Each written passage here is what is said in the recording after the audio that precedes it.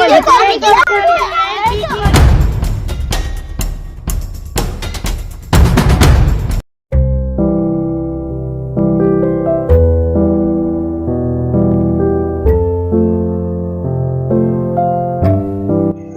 ভাই, তোমরা একটু দেখে চলো।